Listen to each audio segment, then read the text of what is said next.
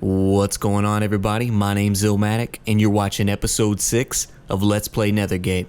Now, in the last episode of Nethergate, we got momentarily sidetracked by some old crones, but managed to escape relatively unscathed, short of almost losing our lives to a triumvirate of shade demons. Now, that appears to be a running theme in our recent videos, not triumvirates of shade demons, mind you, but narrowly escaping with our lives due to a series of lucky breaks after we've bitten off more than we can chew. Now, in the 4th episode, it was the Fomorian bridge trolls, and we only got out of that battle because there was a couple of missed swings on their part. And then in the last episode, episode 5, the shade demons had a very powerful Ice Lances spell that they only chose to cast one time per turn when they easily could have took me out had they employed a different strategy. So very lucky to get out of that, and let's continue moving here, shall we? So now we can finally head back to the ruined hall, and there is a tower there and then a circle of rocks. I'm sure both of those trigger an event, but we're gonna skip that for now. I want to try to keep these videos relatively short. The last video I did make an effort to heavily edit it, more so than I had been, and hopefully it was a little more entertaining that way. But here we go into the ancient ruined hall.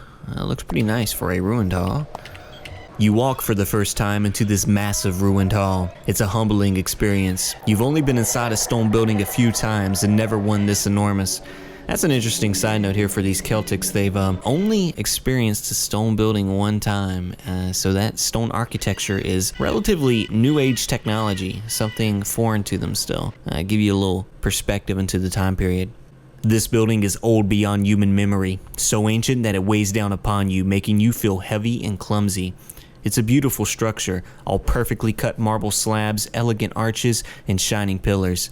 It's dignified and powerful and huge. The floor is quite dusty, but as you watch, the dirt is fading away. It's as if invisible beings are sweeping the floor. Who knows? Perhaps they are. This chamber is so large and these environs so unfamiliar that looking up at the ceiling makes you feel dizzy. Yet, the hall to the north looks even larger. The contract. The whole nation of Gauls is greatly devoted to ritual observances, and for that reason, those who are smitten with the most grievous maladies and who are engaged in the perils of battle either sacrifice human victims or vow to do so. Julius Caesar. Alright guys, we are in the 2nd chapter of the game, and I appreciate you sticking with me for this journey. You enter the ruined central hall. There are doors to the east and west, probably leading to quarters or dining halls. Your attention, though, is drawn to the north. Past the northern archway, you can see a massive meeting hall dominated by an enormous marble table. That chamber is far larger than this one and looks like it takes up the whole north wing.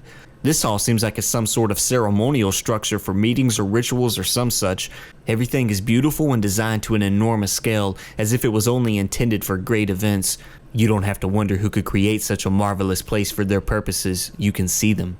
There are several people waiting for you in the meeting hall. They seem to be impatient for you to enter. Let's not keep them waiting. Here we are. At last, you come face to face with the creatures of legends, these haughty, dangerous creatures of shadows and mystery. You meet the envoys of the fairy folk. There are 3 fairies standing at the far end of a long marble table, watching you. Near them fly 4 small winged creatures, wood sprites, bearing bottles of fine wine and small snacks.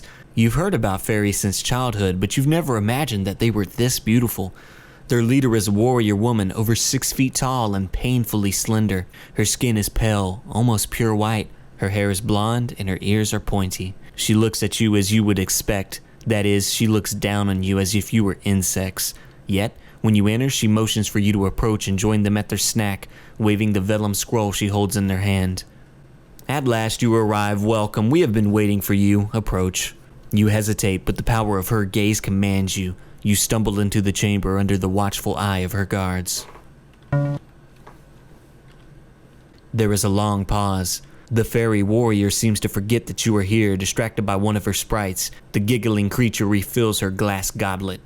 The fairy sips the wine, thinks on it, and sends it back. Surely there is a better vintage somewhere in this ruin. Then she turns back to you. The fairy warrior says, I am Dolun. Her voice is musical and mesmerizing. I am the envoy of the Sele Court and of the hidden powers of Shadowvale. From my people to yours, I welcome you. Now, to business. Identify that you are proper envoys and not some unfortunate, now doomed wanderers. You show her the bronze token. A sprite flies up and takes it to her. She inspects it. Excellent. The force of the Sidhe have come to a sorry state. We require the assistance of humans. We need you to procure certain artifacts for us. In return, we will provide you with a reward that resided before today only in your fondest dreams. She holds up the scroll. This scroll is a contract. It contains the details of our trade. It can only be read by your druids, and it will be to them to decide whether to aid us. You may now take it to them. She tosses you the scroll. Catch. What? And it's gone! With the blur of movement, the scroll disappears. You saw that one of the 4 sprites grabbed it and flew off. Dolun cries out, Stop it! One of the fairies casts a spell and launches a lance of fire at it. The sprite nimbly dodges the flames, laughs, and slips down into a crack in the ancient floor. Dolun cries out in anger, The contract, you fools! Get it! But then she realizes that it is gone. Dolun rises up into a towering fury, cutting loose with her beautiful voice into a stream of foul cursing, the likes of which you have never heard. After 10 minutes of this, she restores her self-control. She mutters a few words to the sprites in a language you don't understand. They fly off to the south. She turns to you. Well then, that was your contract, and it's gone, somewhere below our feet. There are stairs down here. Go down below and either recover the scroll or find proof that it is gone for good. When you are done, return here. She shakes her head. If you can kill that sprite, feel free to do so. I have no idea why it betrayed us so, but if you can't deliver the contract, all may be lost. Go below, and good luck to you. Alright, you didn't think it was going to be that easy, did you? That we were just a simple fetch quest? Oh no. Not in Nethergate. Nothing is that simple. No, I kind of want that loot right there, but I'm sure I'm going to get fucking killed if I try. Yeah, fairy wine. No way they're gonna let me have that. Alright. The steps are where? There's a fairy there. I say we kill that one. They're all in cahoots. Stairs to the right, maybe, she said. You don't think anybody has been here recently. The cleaning effort seems to have been restricted to the center hall. This was probably some sort of smaller dining or meeting hall. It's mostly empty now. There's just some old refuse and bones.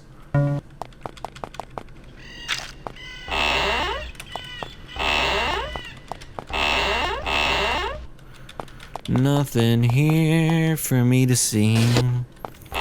Nothing to do, nothing to be. I'm not gonna try to smash that, because you know what? Why would they just let me in? They want me to do something for them. Why would they make me bash something down? Seems a bit silly. Well, there's that. Let's get through this. You enter the passages under the ruins. It's very dark, cold, and slimy. It's not quiet, however. You can hear the quiet chatterings of strange beings in the darkness. You're the first humans to be down here in many, many years. Foreboding.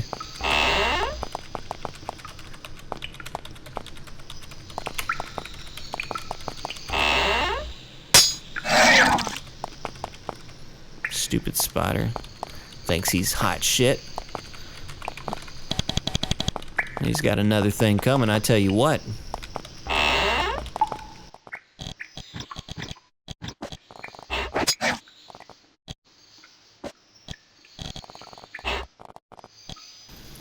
Cut open one of the sacks and find out what happens when you leave grain sitting around in the basement for a few centuries. Not very appetizing. At least the rats weren't at it.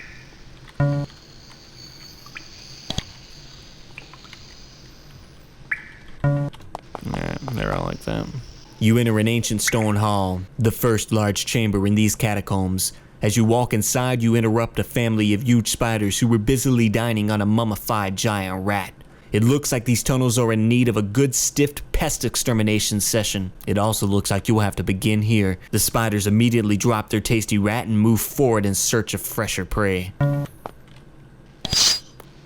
Time to fight. and save the day. Oh. These aren't your ordinary spiders, apparently. Let's, give him a shield. And... shield and a heal. Tub and a rug. Good day to you, sir. I don't even know how that last one died. Conan got off another hit automatically somehow? Huh, okay. I'll take it.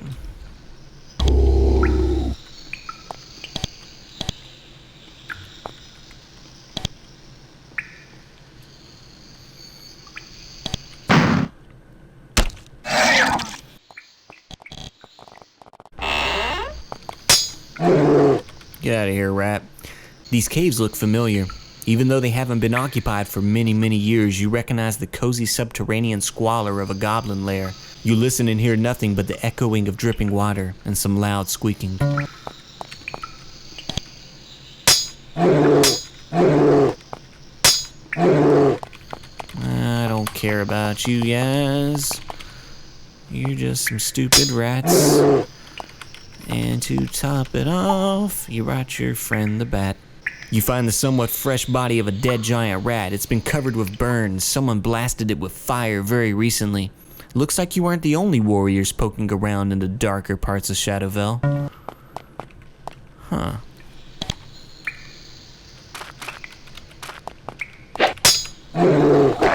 Was it you, bats? I know it's you.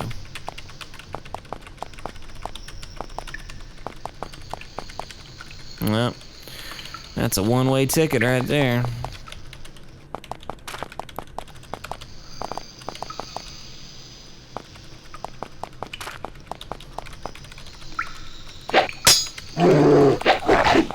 Oh, really? Really? Really?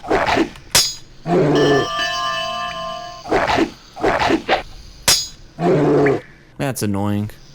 Minor inconvenience.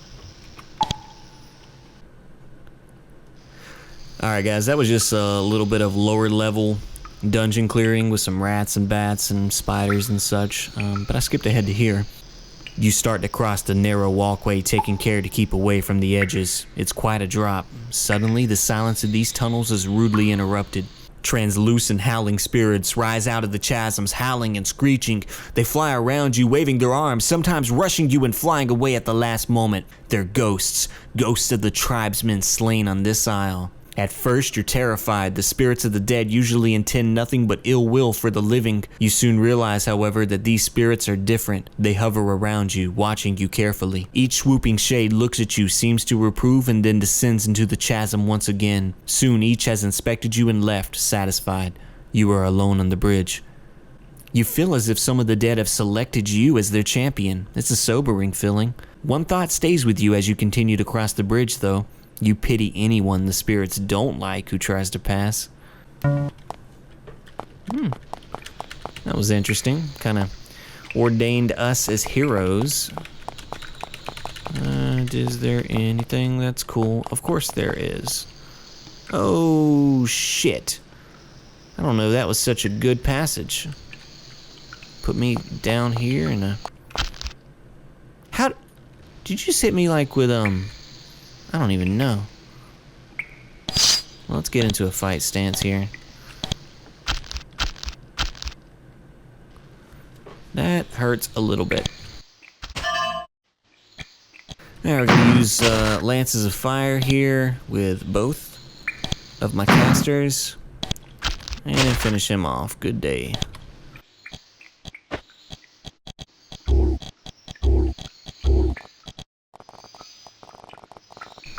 I suppose what you could have done is you could have not walked in front of these guys at that point. I ended up just killing them anyway, but okay. Because there's nothing else that this buys you, apparently. But just a little shortcut.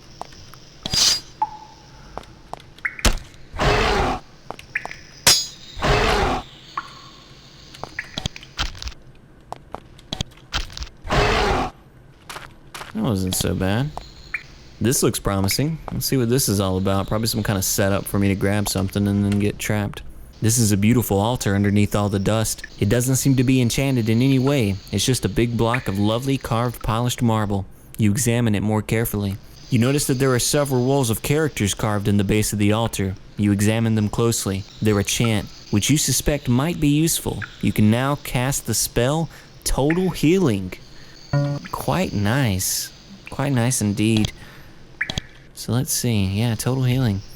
Apparently we don't have a high enough level to cast that yet. In fact, there are several spells now that we need to increase our level to be able to utilize.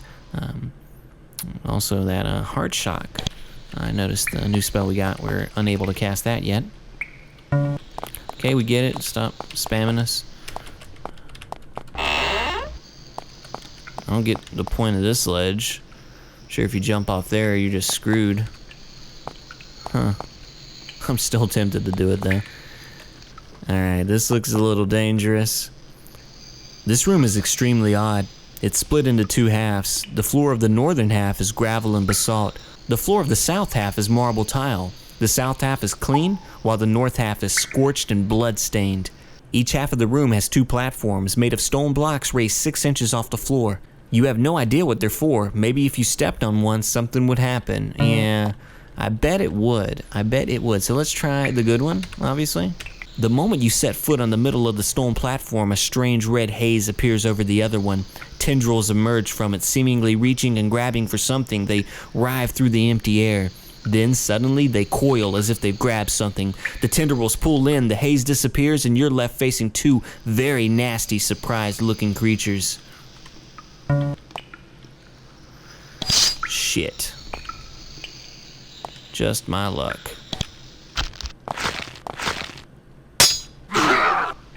Not so tough.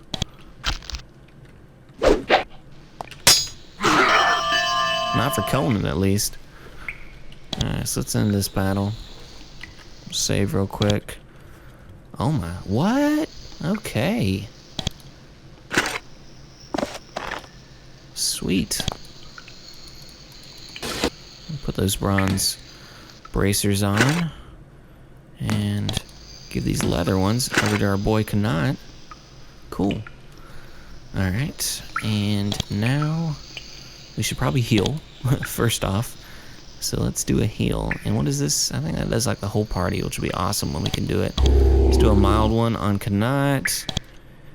And we'll let Kuroi heal himself. That looks good. So we'll go back here.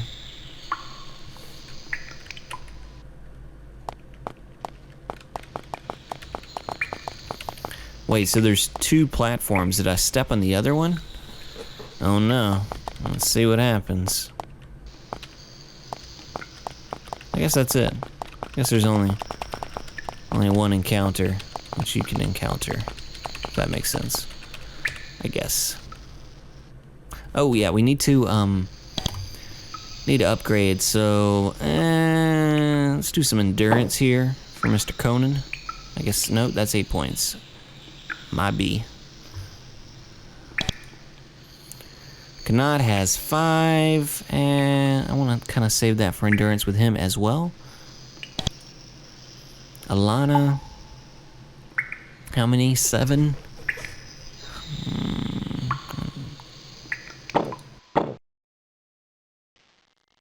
Let's up that druidism skill there. Kuroi, 6 points. Yeah, let's do the same thing with him. Maybe not. Yeah, actually, because we eventually want to increase the war circle. Let's see what his current spells are while we're in here. Oops. Yeah, there we are. So total healing, we are going to need a minimum of 7 in druidism and health circle. So we're going to try to get Alana there. This is the most powerful healing spell in the health circle. Very nice. It heals 40 to 160 points of damage, cures all poison, and removes all disease. That is very cool. And then what about this heart shock that we have now? Some druids grab the still living hearts, 20 to 80 points of damage. Only affects living beings. Difficult to resist. Alright, and again, need a minimum of 7 in Druidism and War Circle. So we're 1 below that in War Circle, but we're upping the Druidism now, and that'll be good. Alright.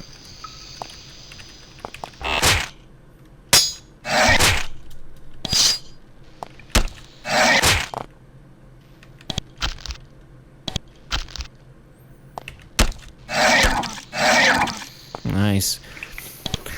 I love it when they catch them when they're walking by, when it's not even our turn.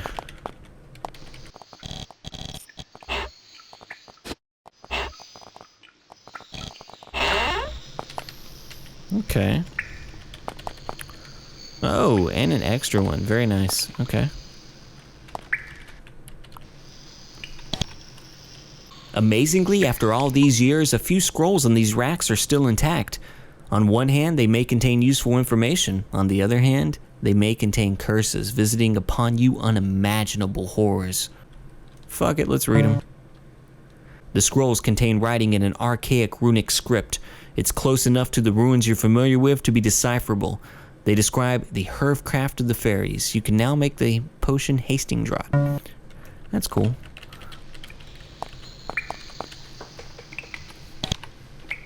Oops. Wrong button. Yeah, same thing, read them. Scroll contains strength elixir. Alright. I have a feeling one of these are going to be bad. Most likely. It's empty. Empty. Fair enough.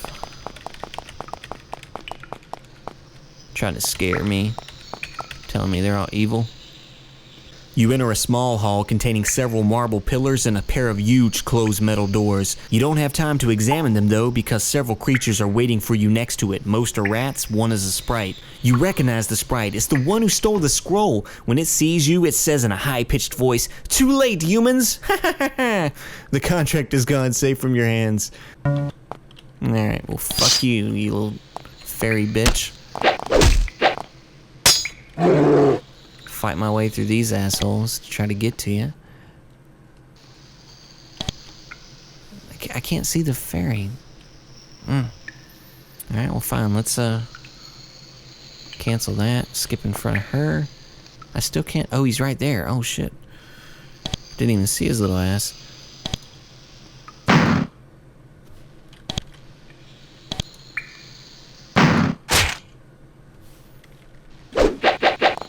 Seriously?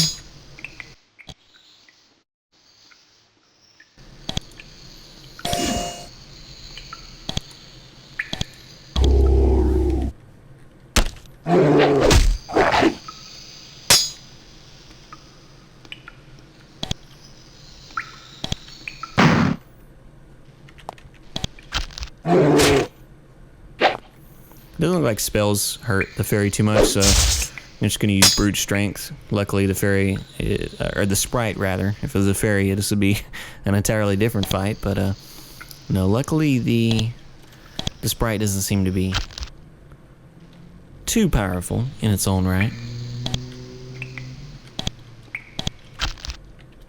But it is resistant to spell damage for the most part. There we go. Killed a fairy. Got poison in the process. These things will happen from time to time when you fight sprite beasts. At last, you reach the end of the line. The path you have been following ends in a massive iron gate, 15 feet high and hot to the touch. You check the handle. The gate is locked. Then you notice the wall by the door has 3 holes in it. Each is cross-shaped and about 6 inches high. The holes are positioned next to the massive door's handle. Maybe it's an unlocking mechanism. You examine it carefully, think about what you've seen so far in the catacombs, and realize you're stuck here.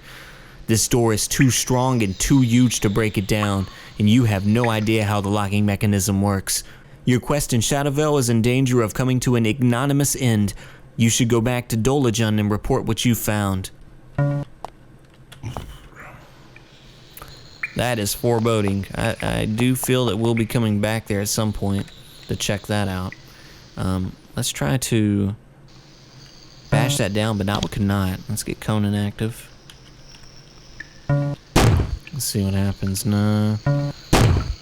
I have a feeling this isn't gonna work. Alright. Oh! Just when I was giving up, it worked. I got some scrolls here. Call spirit. Okay. Very cool. And let's just head back to Dolun. I'll be right back. As you walk out of the catacombs exhausted, you find some creatures waiting for you. They're huge spiders, but the markings on their bodies are slightly different from those on the huge arachnids you've seen before. They aren't working on webs or looking for prey. They've been waiting here, patiently, for you. One of the spiders chitters something to the others and they attack. They're intelligent. Oh, shit. And we don't have any light. That's just beautiful.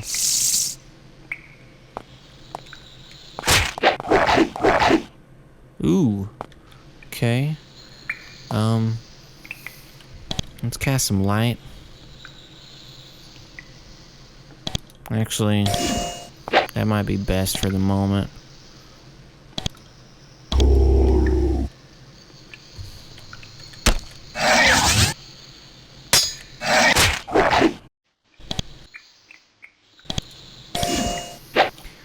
Throw a shield on Kanat and just try to keep working our way out of this. Put a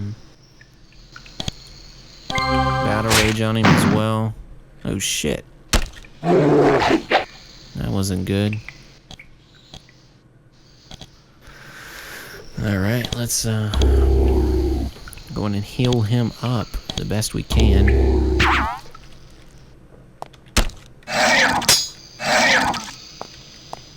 I think it's time to cast a light.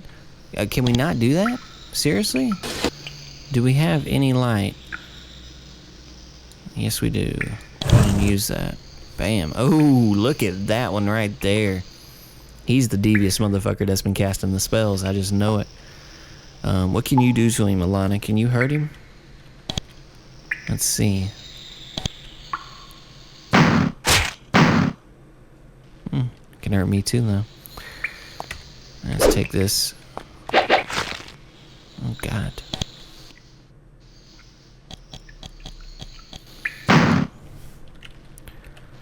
That was pretty good. Heal Conan up. Try to disperse of this lizard man. Oh, he's running from us. He's scared. Yeah, he knew he was about to die. What? Oh, because I'm poisoned. Okay. Yeah. Let's try to heal up real quick. Some money. But money's good. So is fur. You know, in Nethergate times, people, okay? You don't gotta run up and throw some paint on me. I'm just looking for the coins.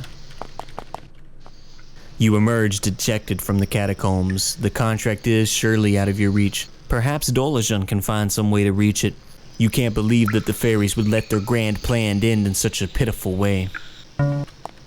Let's talk. You return to Dolun and tell her how the corridor ended in a massive impenetrable door. Well, this is difficult. I do not know why the sprite turned on us, but I have my suspicions. In recent years, certain members of the fairy kind have grown, well, erratic. Increased exposure to humanity has had strange effects. Some of these strange ones are working against us. Some of these forces might even dare aid the Romans. The contract might even now be winging its way to Shadow Valley Fort. No matter. She pulls from her armor another scroll. You walk up and take it from her. Return that scroll to your chieftain. It will tell him all that he needs to know. As for me, I will stay here and teach any treacherous Roman who arrive a little lesson about our power. Now go back to your village. Your work here is done, and good luck. If you fulfill your end of the bargain, your freedom will be at last within your reach. Go. She waves you away, haughtily dismissing you. Well, guys, that was that for this one, and now we just need to return the scroll back to our chief, Cartamunus. And that was an example right there where, depending on who you were playing as, you would get a different experience. Actually, from the Roman point of view, you're kind of helping to orchestrate that whole thievery of the scroll. So yeah, just another interesting take on the game, but I am not gonna make you guys deal with this full walk back. In the next episode, okay. Let's hear another fight real quick. You almost walk by the old man sitting at the crossroads. His ragged gray cloak make him look like a big rock. He gets your attention by shaking his begging bowl. The 2 copper coins inside slink together pitifully. You walk up to him, close enough to see that he's quite old and completely blind. He holds up his bowl. Alms for the blind? Please help me, just a few coins. As you try to decide what to do, you notice that the beggar is wearing a necklace. It's a thin gold chain around his neck. Could be quite valuable. That is, quite valuable if you took it. Alms for the blind? Let's give the man some coins. I'm gonna take his necklace. I mean, what kind of monster am I? You drop a few coins into the man's bowl. Thank you, thank you. Good luck in your travels. He gets up and starts to shuffle his way north, finding his way with a short stick. I would have felt horrible if I would have took coins from that man. I think I'm lost again, but anyways, we're gonna get back to Nethergate, and that's where we'll pick it up in the next episode. Alright guys, take care.